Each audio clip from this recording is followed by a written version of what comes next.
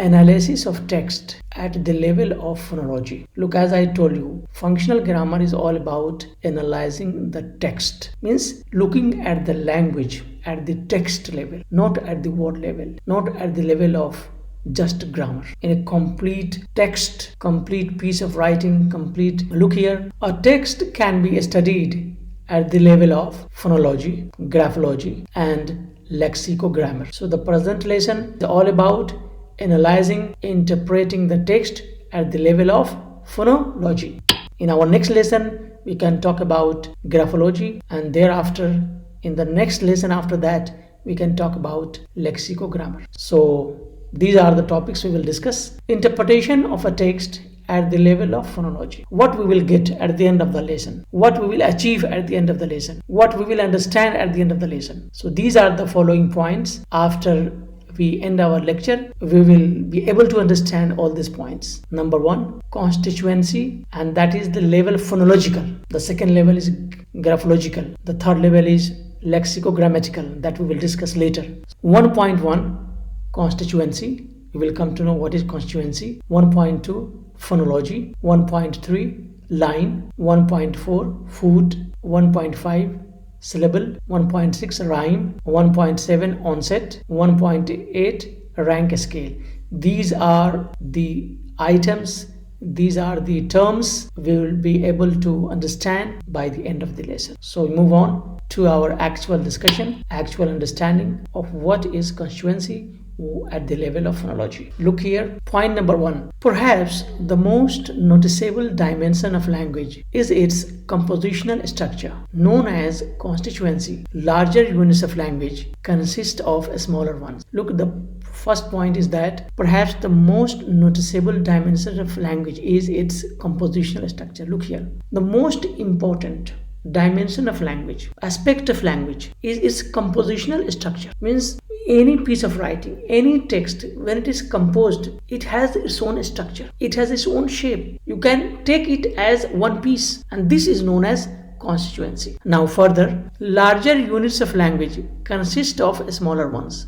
Look here, larger units of language, that is to say that if you select a piece of text, a piece of writing, this is a larger units of language. And further, when you take the text, a composition, an essay, a book, a paragraph, and then you can further divide them into smaller units. That is the discussion of the first point. We move on to the point number 2. If we listen to any of these texts, to any text, in fact, in its spoken form, we will hear continuous melody with a rising and falling pitch, and with certain moments of prominence marked by either relatively rapid pitch changes or extended pitch intervals.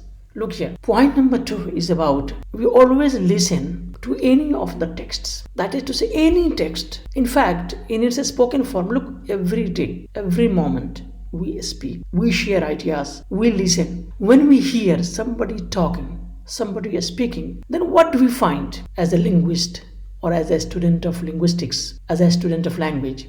You will hear continuous melody with rising and falling pitch. When somebody speaks, somebody has its own way of speaking, has its own way of delivering the speech, has its own way of what you call style, manner. And that speech also has the rising and falling tone, rising and falling pitch, and with certain moments of prominence. Means in our speech, when we talk about, when we speak, we don't speak just at one level. Sometimes we have rising tone, sometimes we have falling tone, rising pitch, falling pitch. Sometimes we have certain moments of prominence, certain moments of loud voice, certain moments of less voice.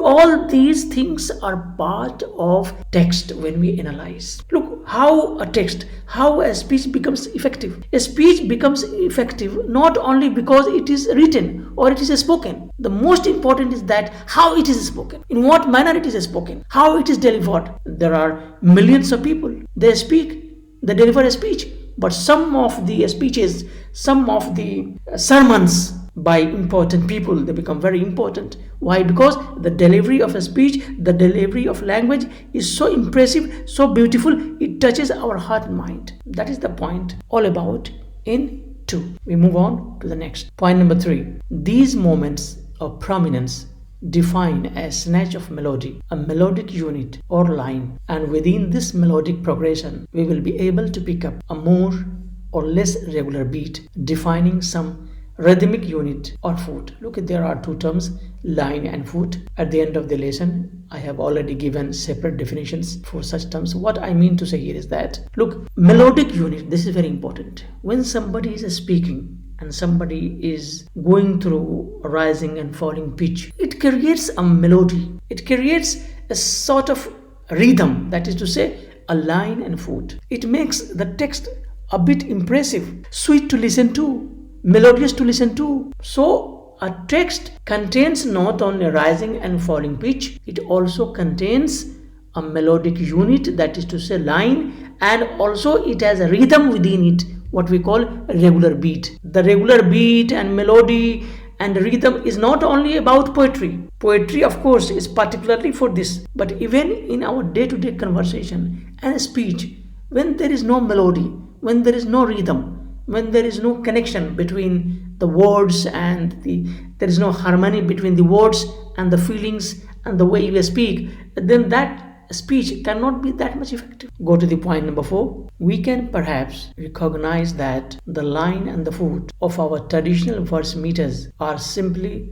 regularized versions of these properties of ordinary speech. Look here, line and foot, as I told you, they are particularly for our traditional verse meters that we always find in the poetry, but they are not only the parts of poetry. Sometimes those properties can also be interlinked to our ordinary speech of everyday life. That is also important in another way, because why we are talking about at the level of phonology. When we talk about at the level of phonology, it means that this text must be analyzed, how people speak a certain text, how people deliver a certain speech, and why this speech has become more impressive, more entertaining than the rest. And when we talk about a speech, when we talk about a text at a speech level, then all these things come into account of discussion. We move on to the next. Of course, we continue our discussion. Point number 5.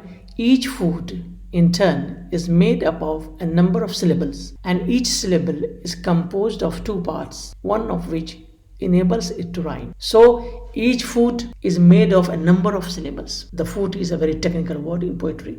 Later I will give the definition. What I mean here is to say that each foot is made up of a number of syllables. Number 1 point. And number 2 point here is that each syllable is composed of two parts, and one of which is rhyme and another one is onset. So we move on to the point number 6. We refer to this rhyming segment simply as the rhyme. The preceding segment to which it is attached is called onset. So here syllable is composed of two parts, and those two parts is, one is a rhyme and the other is onset. These two terms I will further talk and will give definition at the end of this lecture. Just here keep in mind that foot is made up of a number of syllables, and each syllable is composed of two parts. The first part is rhyme and the second part is onset. We continue. Point number 7. Both onset and rhyme can be further analyzed as sequences of consonants and vowels, consonant and vowel phonemes in technical parlance.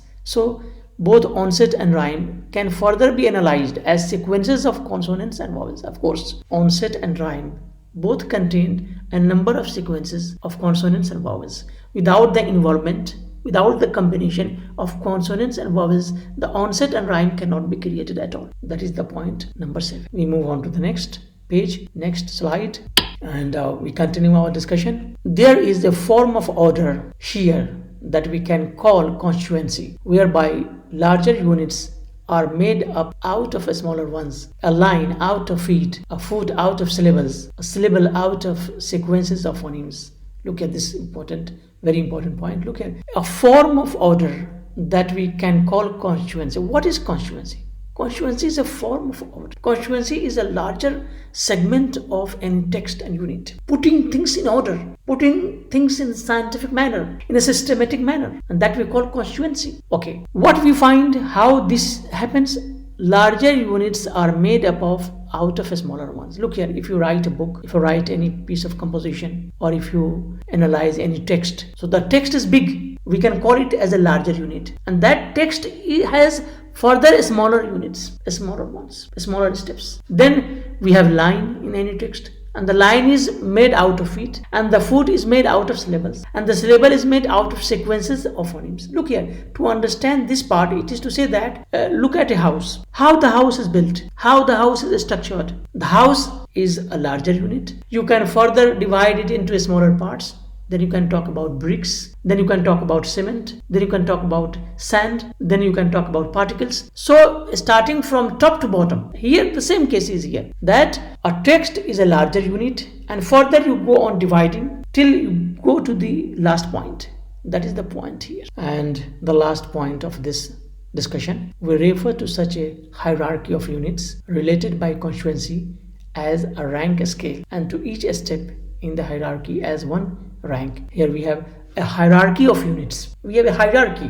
Hierarchy means we have the grade, the level 1, level 2, level 3, level 4, like this. So hierarchy of units means level of units related by constituency in relation with one another. We call it rank scale, rank 1, rank 2, rank 3. And each step in the hierarchy is known as rank. So rank scale like ladders, like steps going down and down till the last point, and this we call rank. So these are the 9 points. Please keep them in mind. These 9 points have been given in order to help you understand the idea of how a text can be interpreted at the level of phonology. It is time to talk about questions. Of course, it's important. Questions number 1. What are the terms used to interpret text at the level of phonology? Write the name of terms only, do not explain. Here I am just asking, just write the terms. And you know what are the terms? We have the 8 terms we have used. We have line, we have foot, we have syllables, we have constituency, we have phonology, we have hierarchy, and so on. Just write the names, okay? Don't explain, because here I am not asking question to explain. Do not explain. So write all the 8 terms used to interpret text at the level of phonology.